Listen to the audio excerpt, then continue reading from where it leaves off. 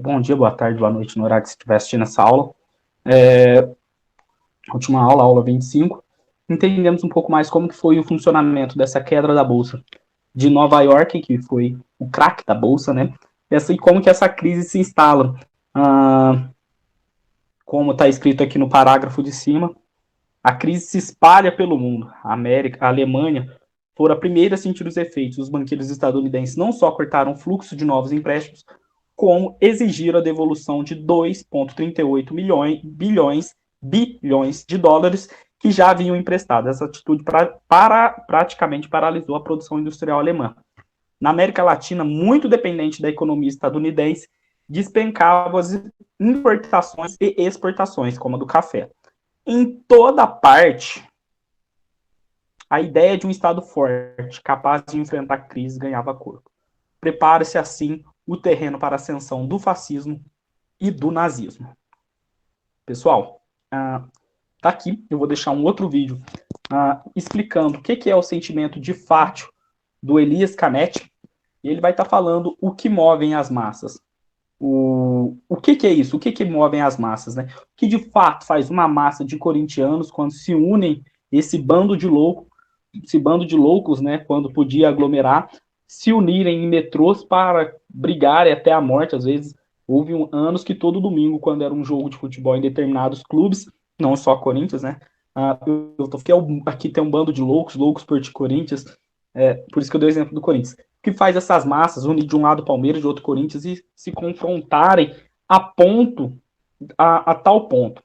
Então, essa ideia de fátio, esse sentimento de fátio, a gente vai entender agora o que é isso, como que se deu isso nessa Alemanha, tá? Então, vamos lá. Para entender o nascimento do fascismo, primeiro é preciso considerar a participação italiana na Primeira Guerra Mundial. Então, a Itália entrou na guerra em 1915, ao lado dos ingleses e franceses. Animada pela perspectiva de conquistar territórios, ela se tornou uma grande potência. Porém, quando a guerra acabou, muitos italianos se sentiram traídos. Os Estados Unidos, com o plano de paz do presidente Woodrow Wilson, os famosos 14 pontos para a paz mundial frustraram os interesses italianos, que haviam perdido 600 mil homens no conflito e não obtiveram nenhum território a mais. Territórios são esses? Lembra lá na partilha da África? Os italianos pegaram alguns pedacinhos e eles queriam mais territórios. Isso posterior à partilha da África. Então eles entrou na Primeira Guerra Mundial já achando que ele ia morder mais algum pedaço de alguma parte do mundo que seria tirado, igual foi tirado algumas da Alemanha, que algumas seriam dadas para ela. Então ela se sente traída. Benito Mussolini, político que gozava de grande popularidade, fortemente o governo italiano, por não defender os interesses do povo e a honra nacional. Ao mesmo tempo, os comunistas, inspirados pela Revolução Russa, mobilizaram operários nas fábricas e se rebelaram contra o capitalismo. Então vamos, essa parte aqui eu vou até pôr mais forte. Ó. Foram criados inúmeros conselhos de operário nas fábricas. No interior do país, muitas prefeituras comandadas por socialistas comunistas iniciaram a reforma agrária.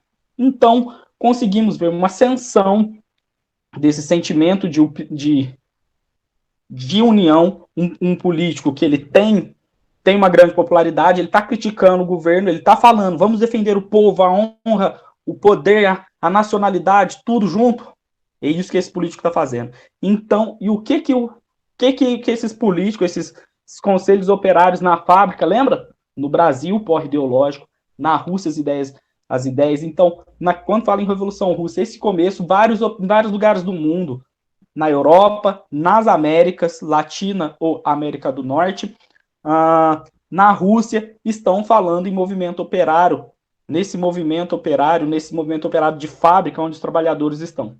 E o que eles estão fazendo? O que é essa reforma agrária? Essa reforma agrária vamos dividir essas terras agrárias, que todo mundo possa plantar, colher, ter alimentos para comer, vender, comercializar, da maneira, vamos colocar, mais democrática possível. Entendeu? Isso está acontecendo no interior. Os fascistas no poder. Os empresários e grandes proprietários de terras assustavam-se cada vez mais com os comunistas. Acusavam os governantes liberais de serem fracos no combate aos movimentos de esquerda.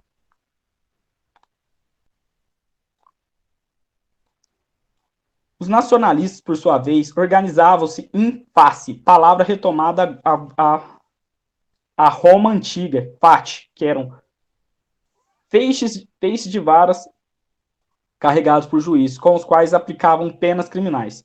Os fascistas, palavra que deriva da palavra face, combatiam os comunistas, os liberais e os pacifistas. Então, ele combatia os dois lados, com porretes e óleo de recínio, humilhavam, espancavam e assassinavam seus oponentes.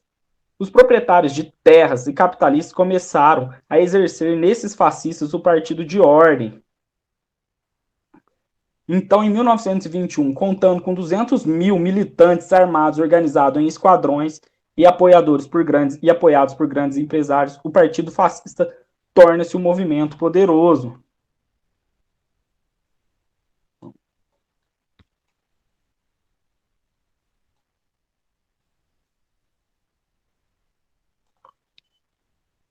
Os fascistas prometiam construir uma nova civilização, uma civilização nacionalista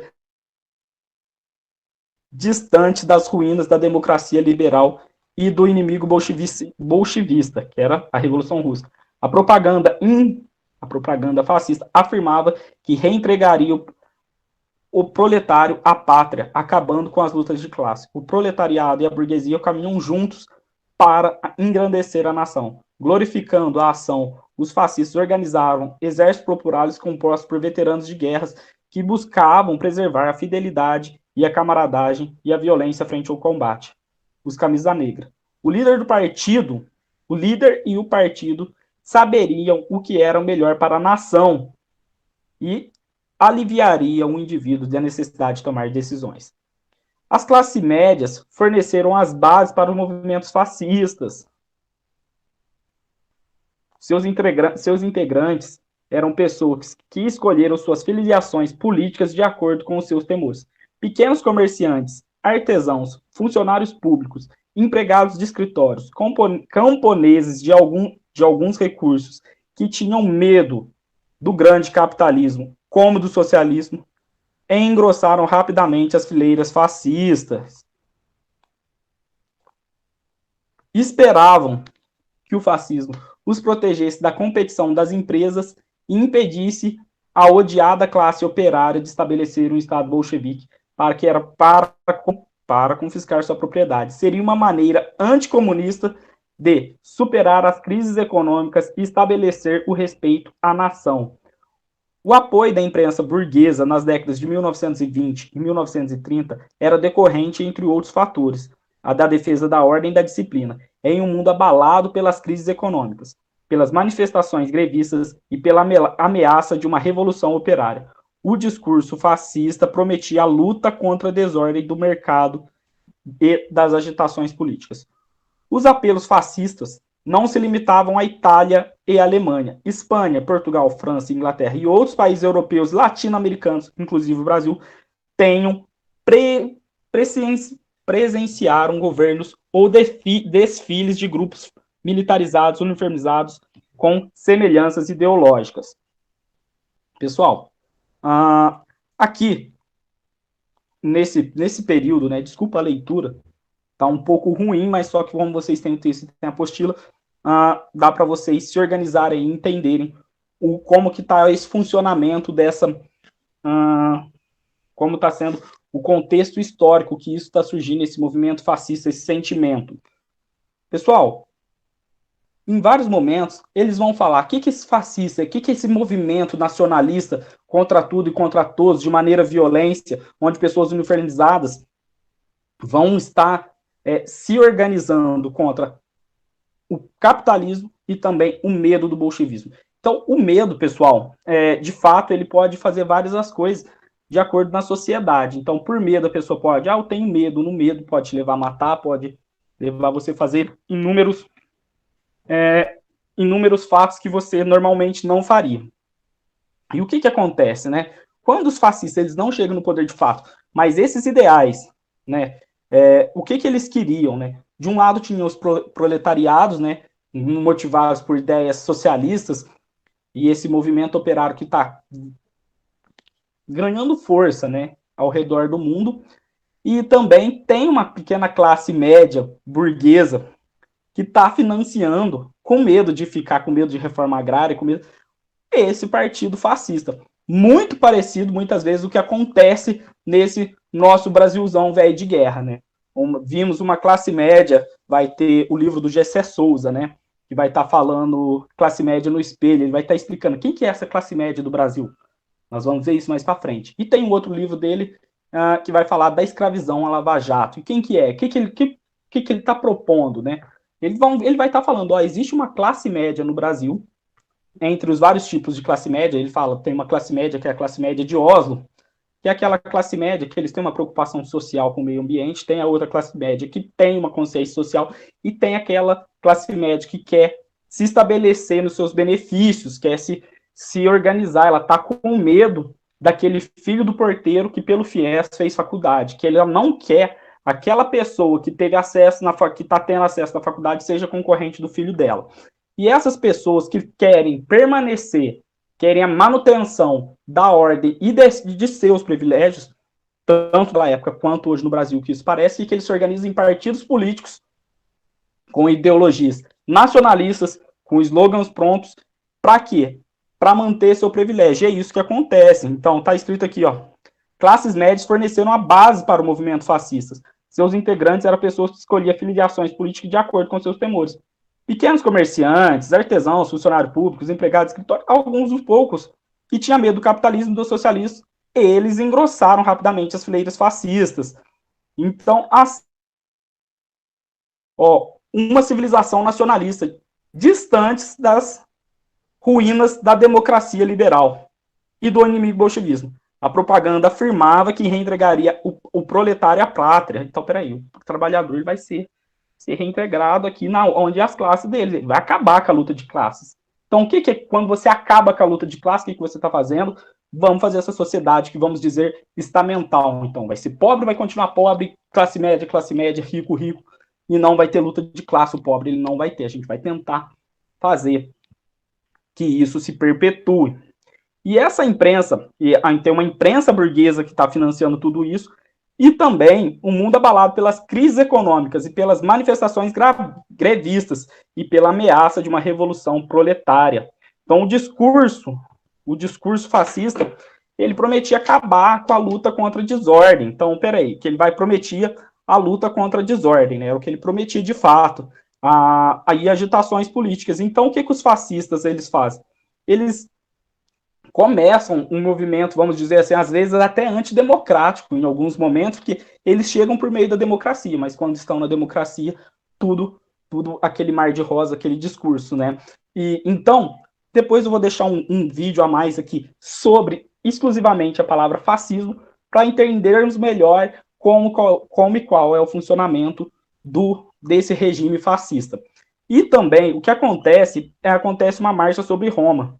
Olha lá. Fascistas caminham em direção à capital italiana, no episódio conhecido como Marcha sobre Roma, 1922, há 99 anos atrás.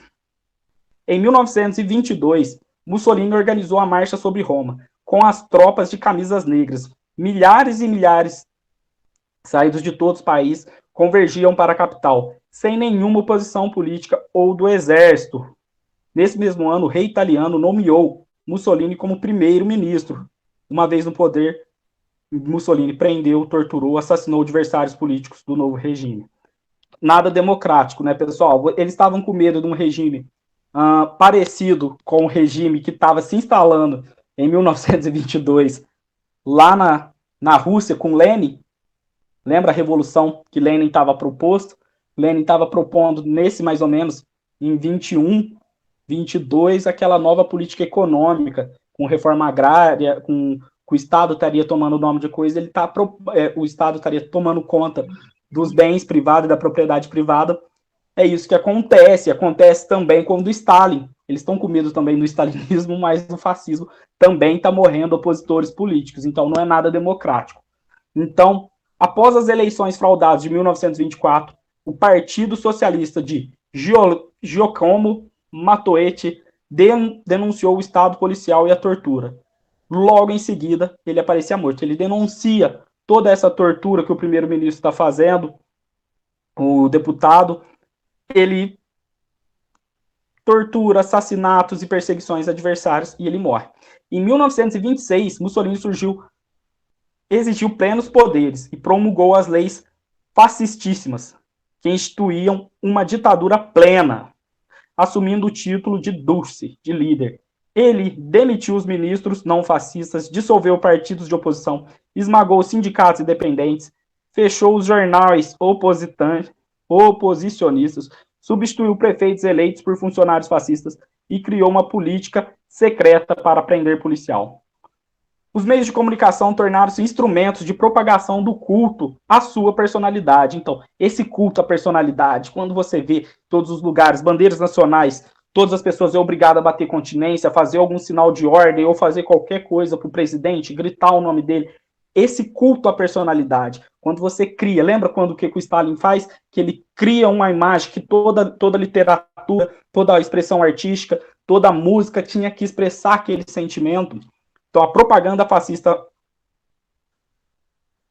falava: Mussolini tem razão.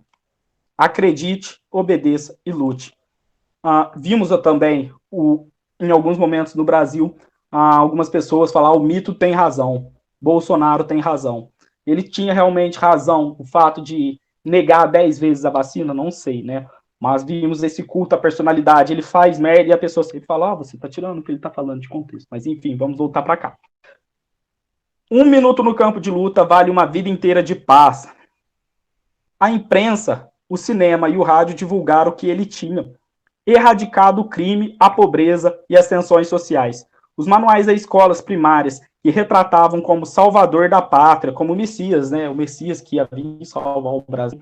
Milhões de jovens usando os uniformes fascistas praticavam cerimônias cantando hinos nacionalistas. Pessoal, então isso são características de regime antidemocráticos. Então, falta de liberdade de imprensa, mudança na maneira de escola, culto à personalidade, slogans e frases prontas que não fazem sentido algum, que não trazem reflexão alguma, e mesmo que você refletir, que você tiver alguma reflexão, você vai ser reprimido. Então essas são as principais características do fascismo. É um vídeo curto e eu vou estar deixando para vocês nos comentários e também para vocês estarem assistindo. Então, pessoal, por enquanto é isso. E até mais. Tchau, tchau.